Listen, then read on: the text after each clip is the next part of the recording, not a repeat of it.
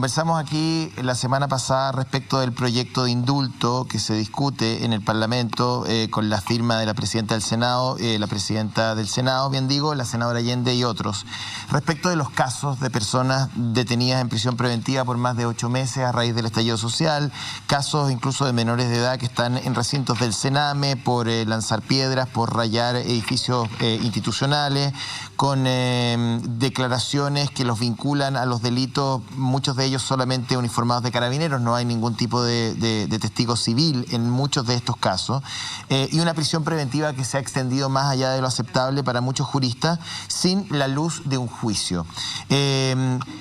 ¿Cuál es su diagnóstico respecto de eso? ¿Hay ahí también una suerte de dimensión política de estas detenciones? ¿Hay una suerte de manipulación o de castigo desde el Ministerio Público a quienes participaron de la revuelta? O sea, lo primero, la revuelta o el estallido ocurre en un país que tiene Estado de Derecho en regla.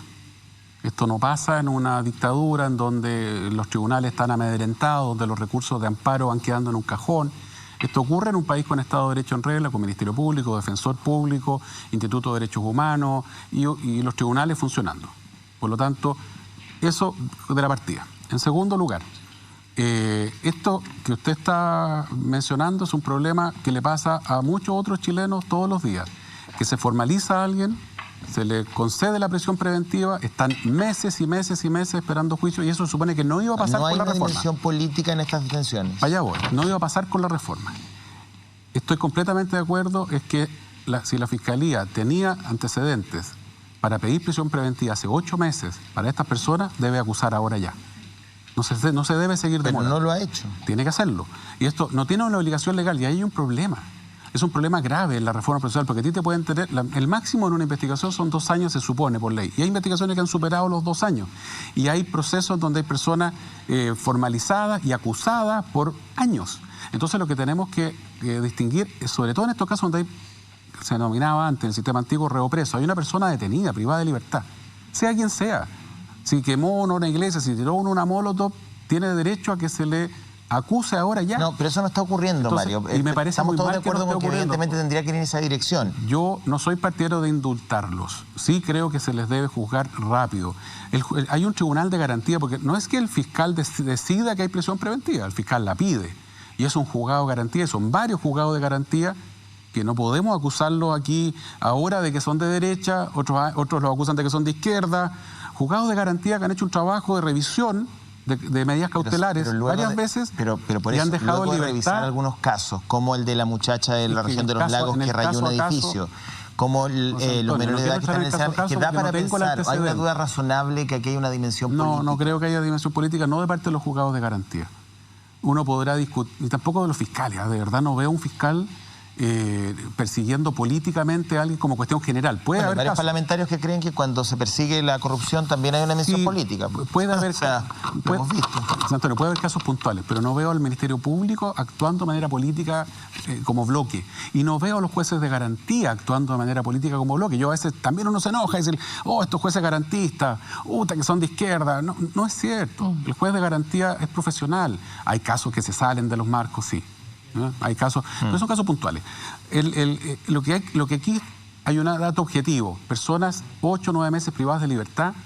Si están privados de libertad porque fueron formalizados, si fueron formalizados porque la Fiscalía ya dijo que había presunciones de determinados delitos, creo que el periodo transcurrido es más que suficiente, estando presos, porque lo otro es concederle la libertad provisional. Estando presos como para que se acuse y se enjuicie ahora ya a estas personas. Y estoy totalmente de acuerdo con eso. Yo no soy partidario de indultarlo. Que se haga justicia, la justicia determine rápido si son responsables o no, condene o absuelva. Cambiemos de tema, Mario, vamos a lo más propiamente suyo, que es la política, de nuevo. Usted es el candidato número 13 y Paula Narváez la número 14 que compiten en la carrera presidencial. O sea, hay harto. La competencia siempre es buena en todo caso, eso no es lo reprochable, sino que el hecho de que esos 14... 4 solamente son mujeres. Tampoco es culpa suya haber nacido hombre, ni se lo voy a reprochar. La carrera presidencial lo que sí ha tenido, y esto sí lo veo de manera negativa, me gustaría saber su opinión, por supuesto, es una presidencialización del proceso constituyente, que en realidad es anterior al presidencial y es el más relevante de las elecciones que tenemos, y probablemente en la historia de los últimos 100 años y 40 próximos, los últimos 40 pensando en la Constitución. Esa presidencialización de la elección constitucional además va acompañada de un fenómeno de fragmentación y dispersión brutal en las candidaturas, sobre todo independientes, lo que también está oxigenando el juego político, más en la oposición que en la derecha, hay que decirlo. Vi los últimos registros del CERVEL y hay 1.800 candidatos independientes a las elecciones de constituyentes. O sea, si a eso le agregamos los 14 candidatos presidenciales, las candidaturas de partido, o sea, la confusión para la gente puede ser bien seria. ¿Cómo lo ve usted? Lo primero, ojalá haya más mujeres como candidatas. Es una definición que tienen que hacer los partidos y obviamente ahí no podemos obligar a la paridad. Yo soy embajador de Hay Mujeres y estoy comprometido con la igualdad de derechos y oportunidades entre hombres y mujeres y la igualdad de género, más allá también del concepto de no sexual es por de hombre. usted, es por los otros 10. Entonces, ¿qué hemos logrado? Al menos que en la constituyente haya paridad de género. Y soy uno de los responsables de eso, la Marcela Sabat, Paulina Núñez, mi partido, que nos jugamos a concho, la Nona Osandón. Durísimo para que eso se lograra. Ya en la constituyente tú tienes paridad garantizada. Luego, el factor de desorden que puede haber ese día, va a haber elección de concejales y si seguimos la regla que ha habido, va a haber 70, 80 candidatos a concejales por comunas más o menos grandes, son una sábana de este porte. Elección de alcaldes, elección de gobernador regional por primera vez. Todo esto producto de la pandemia, porque hubo que juntar elecciones. Y además la elección de los constituyentes, que es la más importante de las elecciones, en mi opinión, de los últimos 40, 50 años. Se juega el destino de Chile en esa elección. Además que en pandemia, yo escuchaba a la doctora recién, y la discusión era si se va a poder estar fuera ya del riesgo masivo de contagio el 11 de abril. Junta todo eso. Y obviamente tenemos una elección compleja por delante, muy compleja. Los alcaldes han dicho, ¿por qué no separan la constituyente de la elección municipal? Para que no haya tanto voto junto. Puede ser una alternativa. Y por eso lo importante es el planteamiento que ha hecho usted respecto a que haya una idea, un programa, más que allá de esta dispersión de candidaturas a gobernadores, alcaldes y constituyentes, más los presidenciales que se nos adelantan. Lo importante es la oferta programática y usted ha levantado una que es de la derecha social, pero que claramente está siendo resistida por la derecha más tradicional. Y ahí volvemos a la pregunta que le hacía Alejandra Matus respecto a las reticencias, no solo de clases, sino que de los poderes fácticos. Su sector es reconocido con prácticas muy canibalescas.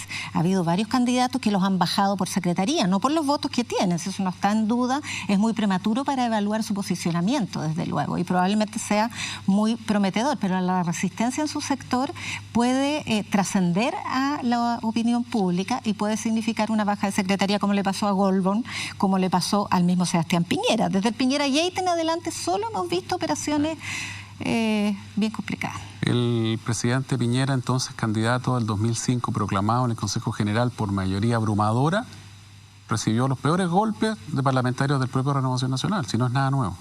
Efectivamente es así, yo le doy la razón en eso. La derecha social, quizá uno de mis partners más, con los que más trabajamos esto, y quizás que empezó esto, más claramente, es Manuel José Sandón, senador. No es precisamente, él lo reconoce, él es un hombre de la élite socioeconómica, pero es un hombre que tiene mucho arraigo con la gente, un hombre de calle, de terreno, que en Puente Alto se ganó el cariño y el respeto de la gente por eso. Entonces, no es el tema de la derecha social, no creo que sea tanto una cuestión de clase, pero sí una resistencia porque se instaló la idea en los 80 de que aquí había una sola corriente que era merecedora de ser calificada como derecha centro.